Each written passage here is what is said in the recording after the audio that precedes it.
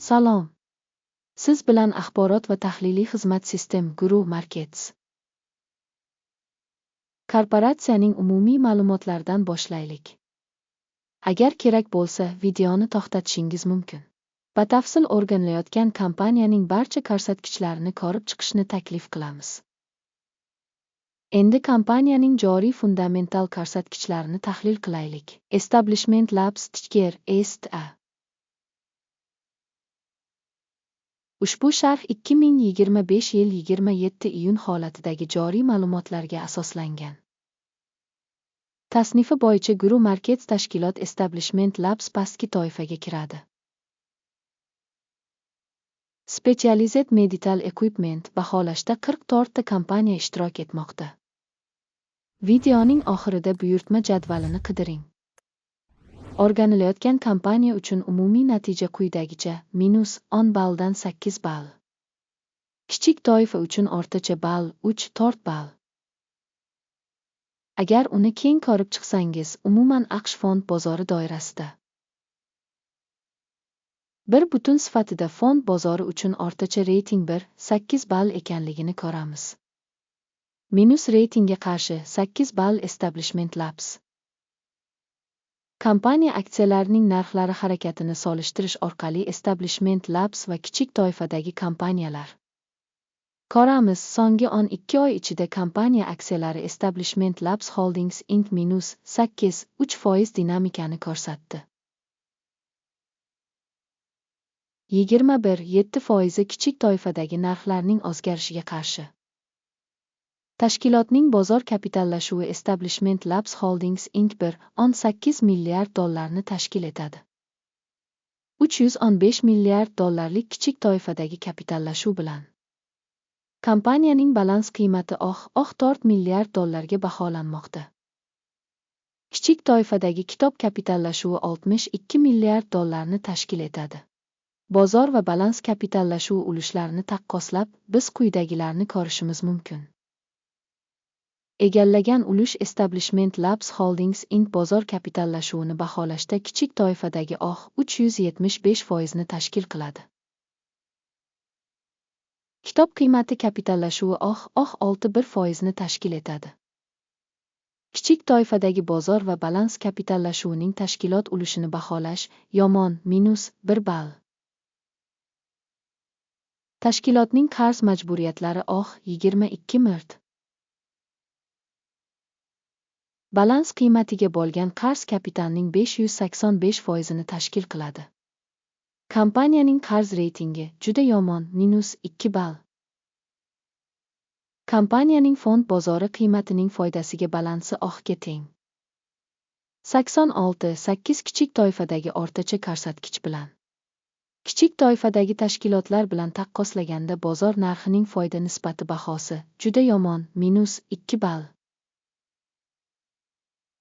Oxirgi 12 oydagi foyda -89 million dollarni tashkil etdi. Keyingi 12 oy uchun forward daromadlari noma'lum. Prognoz qilinadigan kelajakdagi foyda ko'rsatkichlarini pastki toifaga nisbatan baholash yomon -1 ball. Kompaniya qiymatining daromadga nisbati 6-9 ni tashkil qiladi. Pastki kategoriya uchun o'rtacha 6-1.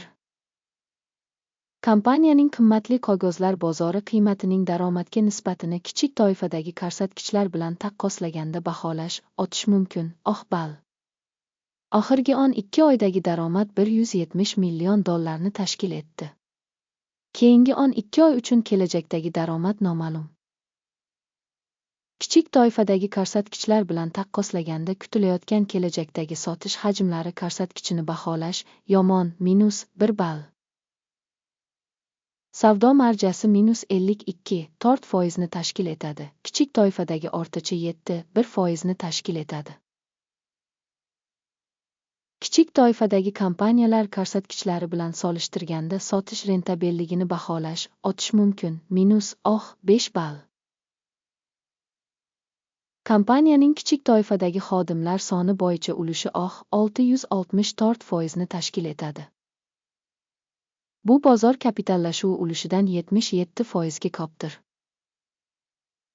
Kompaniyaning bir xodimiga to'g'ri keladigan bozor kapitali miqdori $1,160,000 tashkil etadi va kichik toifa uchun $2,053,000.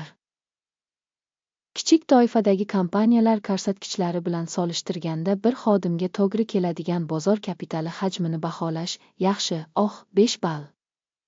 Kompaniyaning individual xodimiga to'g'ri keladigan foyda miqdori $-87,500. Kichik toifadagi o'rtacha $23,700. Kichik toifadagi kompaniyalar ko'rsatkichlari bilan solishtirganda bir xodimga to'g'ri keladigan foydani baholash tolet -5 ball. Tashkilotning individual xodimiga to'g'ri keladigan daromad ulushi $167,000 tashkil qiladi. Pastki kategoriya $334,000.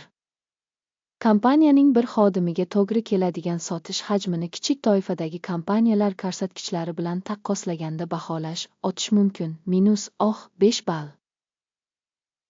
Aksiyalarning qisqa pozitsiyasi 3% kichik toifadagi o'rtacha ko'rsatkichga nisbatan 16,2% ni tashkil etadi. Texnik ko'rsatkich esa 14 kompaniya uchun 64% darajasini ko'rsatadi. Establishment Labs. Kichik toifada esa bu daraja taxminan 58% ni tashkil qiladi. Kompaniya aksiyalarining hozirgi narxi taxminan $40-83 ni tashkil qiladi. Kompaniya aksiyalarining konsensus bahosi taxminan $54-49 ni tashkil qiladi. Keling, siz uchun mavjud bo'lgan buyurtmalar jadvalini ko'rib chiqaylik. Bog'langan izohdagi havola. Buyurtmalar jadvali joriy mavsumda ma'lumotnoma tizimining barcha ommaviy qabul qilingan qarorlarini o'z ichiga oladi. Guru Markets. Buyurtmalar jadvaliga kirish mutlaqo bepul va ochiq. Bog'langan izohdagi havola. Tahlil natijasida Establishment Labs Holdings Inc. Aksiyalarni baholash uchun axborot ma'lumotnoma tizimi Guru Markets qaror qabul qilindi. 40.84 da sotish savdosini oching. Buyurtma ochiq chunki kompaniya juda past bahoga ega. Tashkilot baholash metodologiyasi hokim indeksdan foydalangan holda baholandi. Foyda olish 22,7 da belgilangan. Stop loss 58-94 darajasida o'rnatiladi. Agar buyurtma foyda olish yoki zararni to'xtatish bilan yopilmasa, keyin buyurtma 2025 yil 27 iyuldagi birja savdolari natijalariga ko'ra avtomatik tarzda yopiladi. Yoki belgilangan sanadan oldingi oxirgi savdo kunida. Tishker, Gemmed, asosiy xarid buyurtmasi hisoblanadi. Asosiy buyurtma uchun video allaqachon ushbu kanalda chop etilgan. Buyurtmalardan biri yopilganda asosiy yoki muvozanatlashtiruvchi qarama-qarshi buyurtma haqiqiy narxda yopiladi. Oxirigacha tomosha qilganingiz va axborot ma'lumotnoma tizimidan foydalanganingiz uchun barchangizga katta rahmat. Guru Markets